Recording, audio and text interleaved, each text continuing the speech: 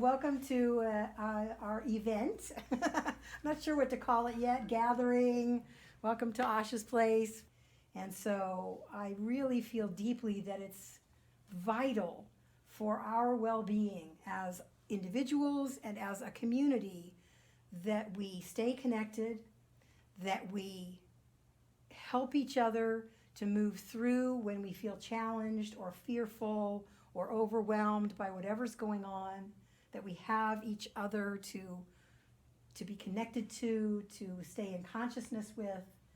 And with everything I've been learning and studying in the last several months, the body is where the wisdom is. The body is where the stuck energy is. The body is where a lot of our healing comes from. We can do a lot with our mind. We can do a lot with our heart. The body holds things and the body lets go of things.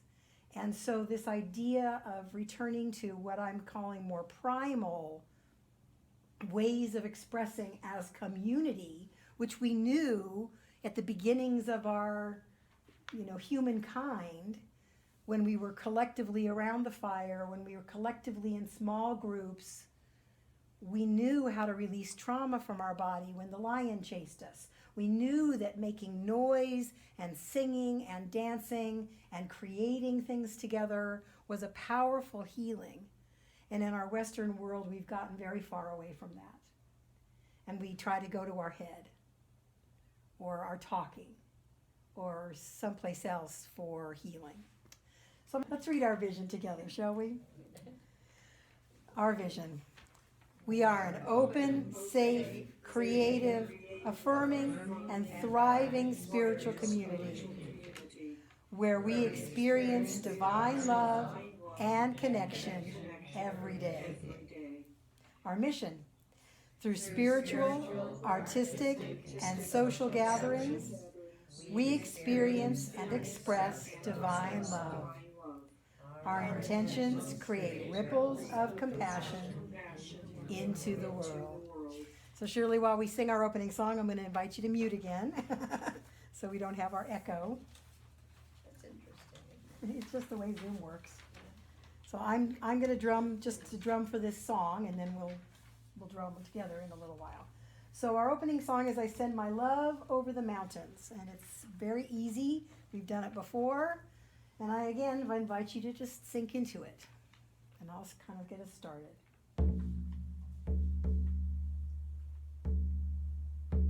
I send my love over the mountains. I send my love over the sea. I send my love into the heavens, and it returns to me. I send my peace over the mountains. I send my peace over the sea. I send my peace into the heavens, and it returns to me. I send my joy over the mountains. I send my joy over the sea.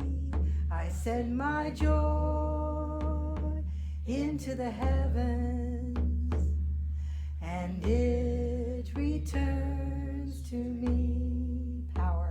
I send my power over the mountains.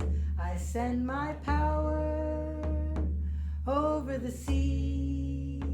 I send my power into the heavens, and it returns to me. Let's send some rain.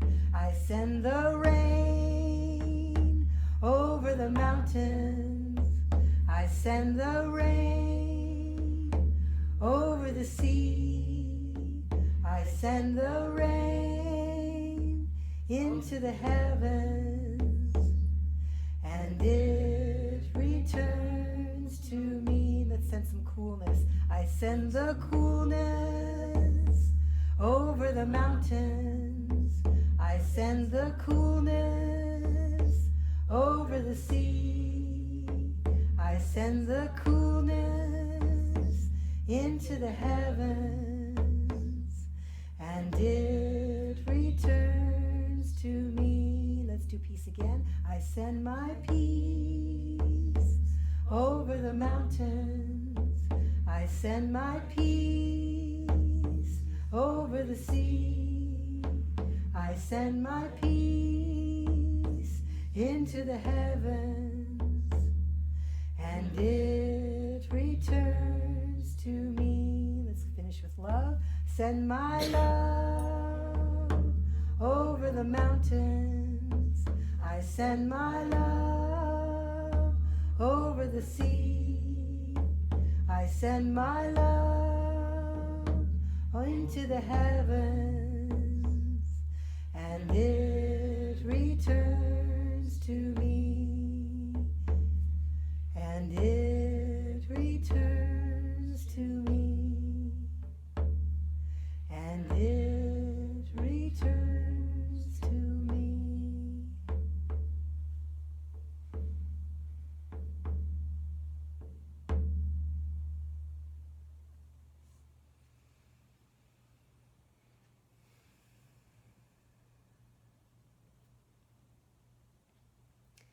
Just notice how your body feels just with a little bit of singing.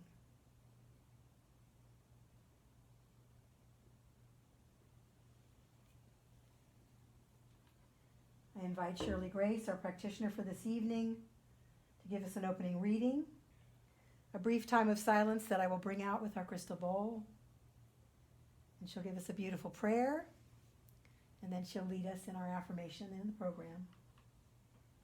Shirley. Okay, well, I'm going to poetry again. This is David White, who lives close by, I think, in Vancouver. But anyway, I mean, Canada. Put down the weight of your aloneness and ease into the conversation. The kettle is singing even as it pours you a drink. The cooking pots have left their arrogant aloofness and seen the good in you at last. All the birds and creatures of the world are unutterably themselves. Everything is waiting for you.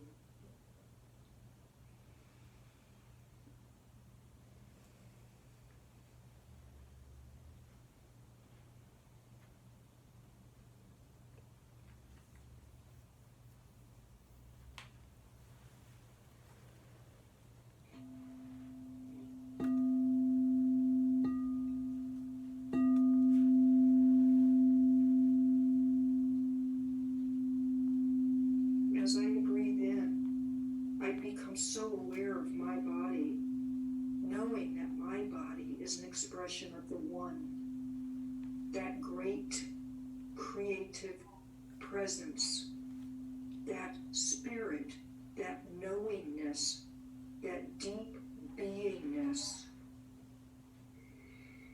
I breathe and I know that we are all part of the body of the One. And knowing that truth, I speak my word for myself, for each one present, for this center, and for the entirety of creation. Knowing life is good, we are eternally supported. No matter what experience we may be living through, we are supported in invisible and visible ways. And I am eternally grateful for this truth, for knowing that I am embodied spirit. We are embodied spirit.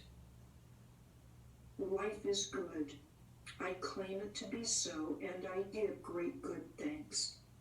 And I release my word into the law, knowing it is returned to me. And together we say, and so it is. And if if it feels good to speak these words aloud with me, we have an affirmation. I steep in primal wisdom, going into the body to release stuck energy and allow wholeness to be expressed as me. As always, as soon as I open up to something new or a different idea, or I'm searching for wisdom around an idea, the universe provides. When we stay open, when we stay curious, when we pay attention, when I go very quickly through a lot of things on Facebook and then something catches me and I go, oh, what's that? So there's a really wonderful minister, Jim Lockhart, and he has been in our organization and movement for decades. He does a lot of work with a really cool philosophy that we're not going to dive too much into tonight at all, called spiral dynamics. And he taught a class on that when I was in ministerial school, which is how I got to meet him. And now he does a blog. He and his wife live in France. They retired to France a while ago. And his title of this particular article, which I'm going to take some things from tonight, Healing is Not Linear. Bless you. Hi, Paul. Healing is not linear, it is alchemical. Alchemy. Transmuting something into something else. I like the word alchemical. So he talks at the beginning about, New Thought teachings are about healing, but how much of it is unhealed in us. How we struggle with basic things, resist change, hold grudges, too often loathe ourselves, and more. Why do many of our spiritual communities struggle to survive, rarely thriving? Why are we not magnets for the many who seek healing in their own lives, families, and communities and nations? So he's talking about diving a little deeper into what healing actually means. And many of our organizations, many of our centers are starting to have these deeper conversations about we must look at what is the darker side, the shadows, the unhealed, the pain, the longing, the not just all of the surfacey positive stuff, which is wonderful, but it doesn't include our wholeness and our humanity. And so that's so vital, and that's what I've been talking about since day one. So I really like that that's the focus of this. And it really speaks about this idea of going into this primal part of ourselves to unlock something a little deeper. So he says, perhaps it is just one of refusing to see suffering as an inevitable part of life, refusing to confront what we fear, or coming to believe that if there is something wrong in my life, there's something wrong with me. How many of us have had that? Oh, yeah. If something's not working in my life, there must be something wrong with me. Just means this is life. Things happen. But I am guilty of the same thought. It must be me. I must be cursed. I must be doomed. I may as well just give up. That's not it. Pema Chodron, I love her. We think that the point is to pass the test or overcome the problem. But the truth is that things don't really get solved. They come together and they fall apart. And then they come together again. And then they fall apart again. It's just like that. The healing comes from letting there be room for all this to happen. Room for grief and for relief. Room for misery and for joy. Last week I was kind of pondering and noticing how I had been feeling the couple of weeks before that, and the words that were coming to me then were heavy and fragile and hopeless.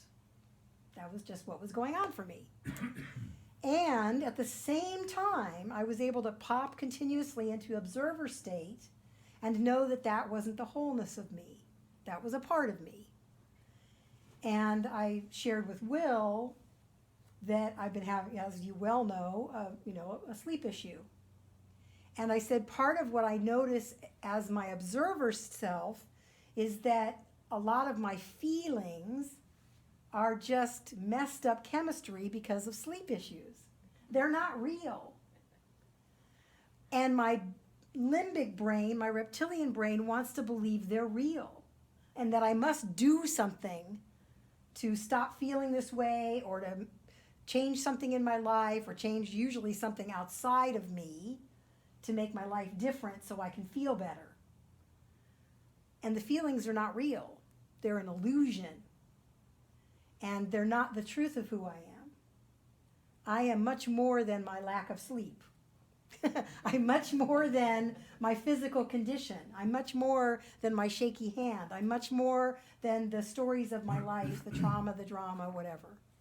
We're much more than that. And we forget to look at that when we're in overwhelm, when we're tired, that hungry, tired that Catherine spoke about, hungry, tired, angry, something else. I can't remember all the acronym. Yeah. Alt, yeah. Thank you. So Prema writes here of a spaciousness in consciousness, a willingness to expand our perspective, allowing ourselves to embrace a wider variety of experience, sensation, and emotion. When we shut ourselves, this is really good. When we shut ourselves off to pain, we effectively decide that we are not up to being fully human. We limit our ability to presence fully, to be present to the ups and downs of life while recognizing that our essential center will hold. For me, that's rootedness. The essential center of us is our rootedness in something bigger than our humanity. It doesn't devalue our humanity, but it's rooted in something deeper, wider, and bigger than our humanity. This essential center. I love that phrase. The center will hold. Well, I don't know where that's from. Somebody can tell me, but I know that's a phrase that I've heard. Oh, is that a T.S. Eliot? Thank you. The center will not hold, but he was in a bad place. Ah, yeah, gotcha. It says, the essential center, the sense of empowerment linked to a realization of one's own divine nature is what must be realized. And that's the kind of, not epiphany, but the remembering, because I was dismembered, and now I was remembered last week when I took time away. Oh, yeah, my essential center is what must be remembered here. It does not need to be developed nor strengthened, for it is always present. It does, however, need to be realized, which we can do with spiritual practice and deep self-examination. So when the humanness of us, the trauma, the fear, the stories, the whatever is going on, that's where we can go into these deeper practices to remember our essential center. Creating art and making noise and yelling and breathing deeply.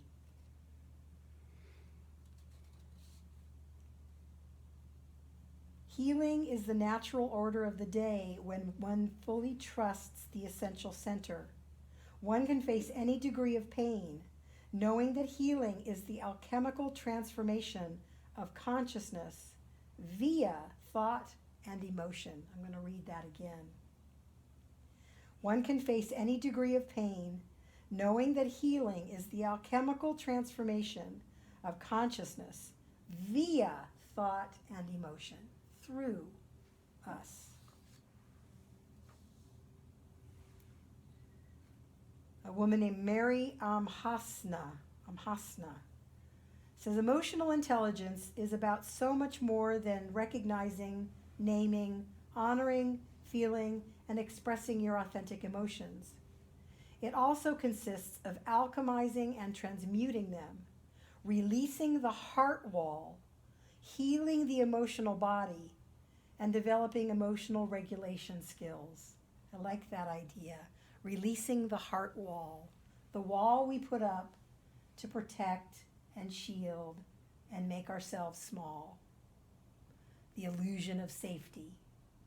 Release the heart wall, heal the emotional body, and develop emotional regulation skills. I started to snap at my husband a week or so ago. I did snap, but it was like 2 words, and I went, nope, this is not real. I said, honey, I take back that little snap, I'm sorry. That's my tiredness. That's not real. And I'm not going to put something on you that's not real. And he was like, thank you. Thank you. That's emotional regulation. I could feel myself starting to get wound, starting to want to freak out. There's a place of dramatic part of me that likes to freak out. And I get to acknowledge that. There's that part, that my dramatic, expressive part that likes to feel beleaguered and downtrodden and overwhelmed and likes to have meltdowns. It really loves it. It's juicy. Likes to feel resentment and get hooked by Facebook. Ooh, it's so juicy, all that life stuff. I can recognize it. I cannot push that part away, but go, I hear you. Oh, yes, hello, dramatic self. How are you doing? And we're doing this now. I'm not going to use you to throw up on the people and places and beingnesses that I love. I'm going to listen to you. I'm not going to push it away. I'm not going to make it wrong. It's just a part of me that likes to express in this particular way. And my essential center can be the parent, the regulator of that. I can continually go back into that sense of rootedness.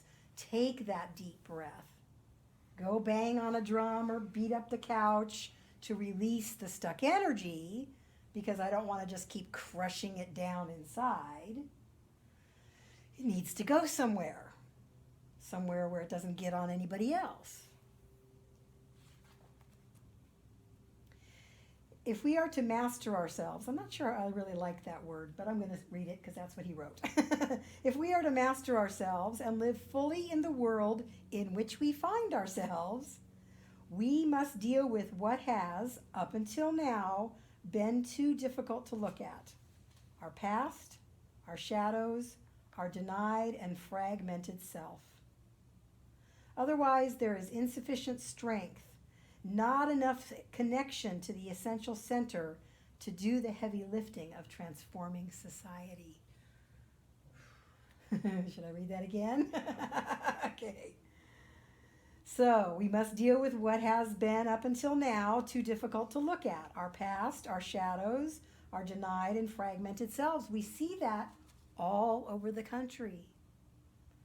The denial and the refusal to allow to be denied any longer our fragmented society. Otherwise, we must be answering this call. Otherwise, there is insufficient strength, not enough connection to the essential center to do the heavy lifting of transforming society. He talks about people that can't see this, resistance will be painful, and those without a sound realization of their essential center are in for a very rough time. And we're seeing that too.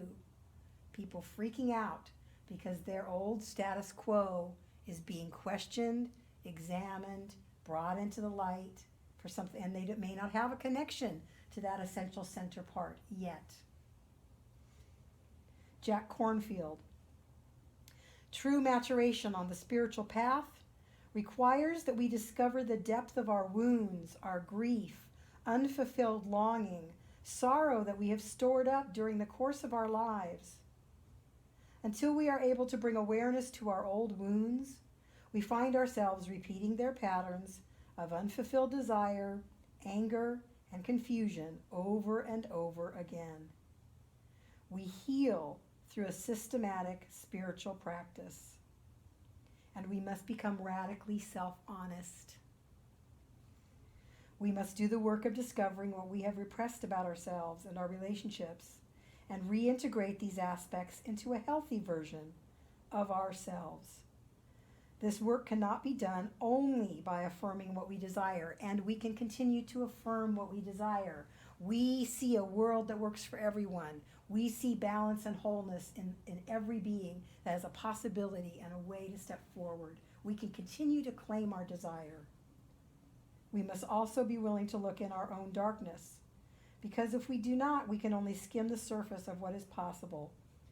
Parking spaces instead of true mastery. He references parking spaces, palaces, and princes.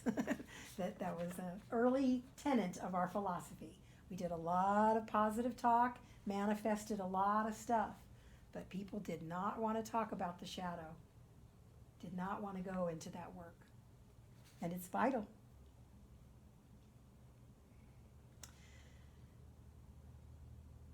I'm just deciding which one I want to read. This is funny. James Hollis, PhD, who is a Jungian analyst, said, "To experience some healing within ourselves and to contribute healing to the world, we are summoned to wade through the muck from time to time. Where we do not go willingly, sooner or later we will be dragged." And Robert A. Johnson followed that up with, "Carl Jung said that if you find the psychic wound in an individual or a people, there you also find their path to consciousness." That's interesting. For it is in the healing of our psychic wounds that we come to know ourselves. He says, throughout this process, our souls yearn to have healing expressed throughout our being. That's why we're doing body practices. We keep leaving the body out of things. It's time to welcome it home. While we have often been conditioned to ignore these yearnings, they have always been there. When we stop resisting, the healing energy is more available to us, and we can establish a connection, a stronger connection with that essential center. You can be healing and still triggered, afraid, emotionally closed off, unclear of which path to take next. Tender healing is not perfection. It's small steps and progress toward becoming you again. Journey with grace through the process. Lala Delia. And Ernest Holmes says, self-healing must come first of all. So as we continue to release our hidden traumas, to let go of all the pain that has been stored in our body, connect deeply to our essential center, be willing to be honest in our rigorous examinations, to be willing to notice how we've been before. You know, as I've shared with all of you, I've been noticing my inability to answer a direct question without getting defensive, especially from my husband. And in the last couple of weeks, the last month, as soon as he asks a question, I just answer it. Now this is like an almost 60-year pattern. And by the recognition of it and the willingness to acknowledge that, yes, this is a behavior, a pattern that I've had, a defense mechanism that I cultivated early in life, it's now dissipating. There's no more energy on it. And if I even start to say something other than the answer to the question, I immediately go, nope, I was not answering your question, was I? You asked me, what time is dinner? 6 o'clock. Done. And several other things like that have been old patterns that now my observer is catching me faster and faster. Oh, I feel like that person was dismissing me. No, okay, what's that about? You know, am I willing to be curious and discover what is really going on and reconnect with that essential center, that part of me that's rooted in something bigger? Does that make sense? Perfect. Yeah. So this is what I want to invite us into. Rigorous self-examination. You have support to do that. You have people who encourage you and will ask you hard questions if you want that. Ask you those open-ended, difficult questions. My friend sent me a whole list of questions. She said, I used to go see my minister, her minister in Colorado, and she said he used to say the best questions, and I was in the middle of practitioner studies. And so after every session with him, I'd go and write down those really good questions he asked me, because I wanted to remember them when I was a practitioner. I wanted to remember to ask people these really powerful, open-ended questions. Like, you know, I've heard you tell that story 6 times now in our sessions. What are you getting out of that story? How is that story serving you? That could feel like a confrontive question. And it's just a curious question. How is that serving you? I don't need you to stop telling it. I'm just curious how it serves you. Like, wow, that is an interesting question. So I've got that list. I mean, I know a lot of this stuff, but there was stuff on there. I'm like, oh, that's good. So I've got it handy to ask myself. And if you come and want to sit and be asked, open-ended, not judgmental, not questions that are designed to make you feel bad, but to open up a different pathway in the way we've always been up until now, that's something that's available. I really want to call all of us deeper into our essential center, into our power. You all are deeply powerful. I witness you through the entire time we've known each other, growing, shifting, changing, committedly conscious. And that's inspiring. And we need this. We need this in the world. The world needs you. You. Each of you. Each of us. To continue to wake up. I watched a Spike Lee movie that I refound on Netflix that I hadn't watched since I was probably in my 20s. I think it came out in the 80s. Called School Days with a Z. D-A-Z-E. It's a trippy movie. I invite you to watch it if you have Netflix. It's really set at a black college, and it's about the kind of the tension between light-skinned black people and dark-skinned black people, curly hair and straight hair, the fraternity, sorority people and not. And Lawrence Fishburne is one of the main characters. And at the very, very end, he comes out into the middle of the quad of the school and is yelling at the top of his lungs, "Wake up!" I won't yell at the top of my lungs, but "Wake up!" And everybody starts pouring out of the dorms like, what is going on? And he's just standing in the middle, ringing this bell in the middle of the campus. Wake up! It's a very Spike Lee moment. And it feels like that's what the world is calling us to right now. Everything that's been going on. Everything. Wake up. We are one life. There's only one life. This life is God's life. That life is perfect. That life is my life now. That's Ernest Holmes. That's a great chant. Let's do that for a while. There's only one life. That life is perfect. That life is God's life. That life is my life now. There's only one life. That life is perfect. That life is my life. God's life. That life is my life now. There's only one life. That life is perfect. That life is God's life. That life is my life now. There's only one life. That life is perfect. That life is God's life. That life is my life now. There's only one life. That life is perfect. That life is God's life. That life is my life now. There's only one life. That life is perfect. That life is God's life. That life is my life now. That's a good walking chant. It's a good walking chant. Yes. I have a little mantra that's fun to sing for, like while we're doing all this, rigorous self-examination, and maybe some things will pop up that you go, "Ew, I don't like that, I'm like that," or whatever. That it sort of balances that. And would you like to hear Yes. it? Yes, please. It's really simple.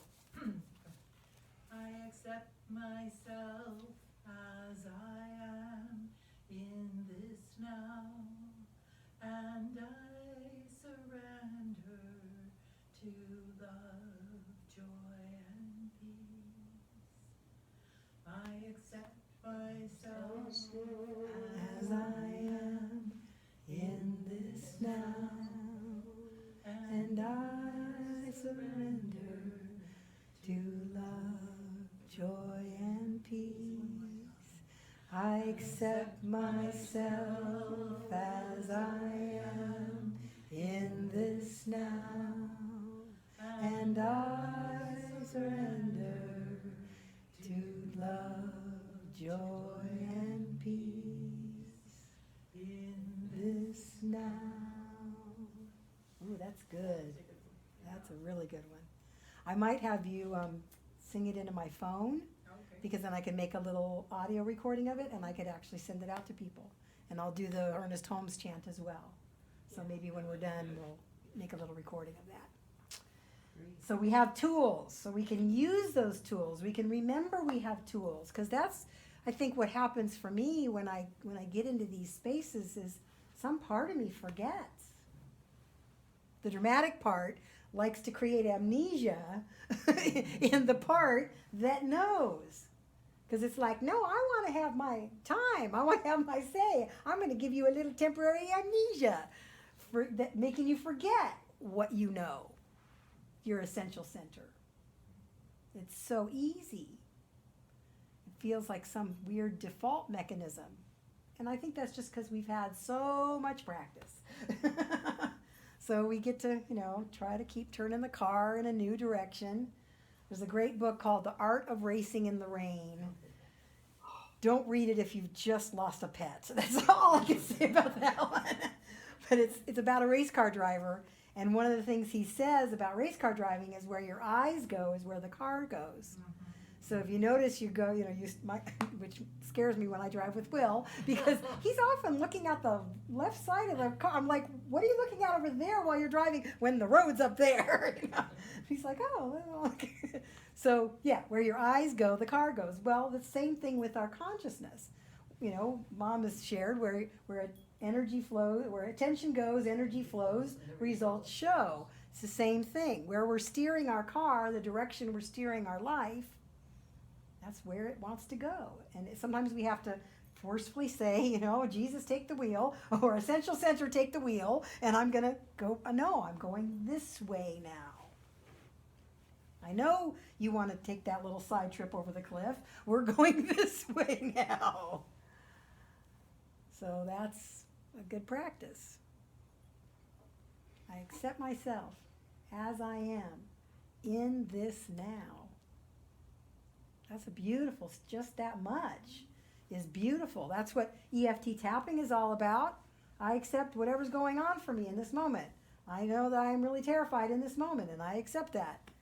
EFT tapping talks about that all the time. That's a beautiful technique. Accept myself as I am. Even just giving yourself a heartbeat. I accept myself as I am in this now. And I surrender to love, joy, and peace. I accept myself as I am in this now. And I surrender to love, joy, and peace. Just tapping on that heart space feels really good, because we cram a lot of stuff in there, that heart wall. Cram so much in there. This is our time for conscious giving. Let's say our conscious giving affirmation together. I am open to give. I am open to receive. I am grateful to be in the flow of life, through and as me. So this song is one that Premdaya brought to us, our closing song, Open Up My Heart Like a Rose. And if you choose, actually let's stand up to sing it. We're going to do it a cappella. It's okay. Open up. That's where we're going to start. Open up. Here we go. Maybe you can do some of the movements and we can start copying you. Sure. Open up my heart like a rose. Let the love flow out and in. Turn off the mind that thinks it knows where I'm going and where I've been. Om Mani Padme Om, Om Mani Padme Om, Om Mani Padme Om, Om Mani Padme Om. Open up my heart like a rose. Let the love flow out and in. Turn off the mind that thinks it knows where I'm going and where I've been. Om Mani Padme Hum, Om Mani Padme Hum, Om Mani Padme Hum, Om Mani Padme Hum. Open up my heart like a rose, let the love flow out and in. Turn off the mind that thinks it knows where I'm going and where I've been. Om Mani Padme Hum, Om Mani Padme Hum, Om Mani Padme Hum, Om Mani Padme Hum. One more time. Open up my heart like a rose, let the love flow out and in.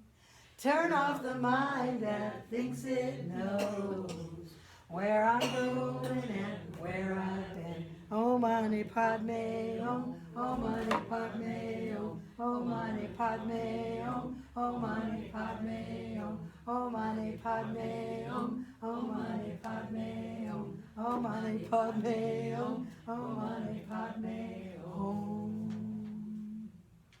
Let's do another Om together.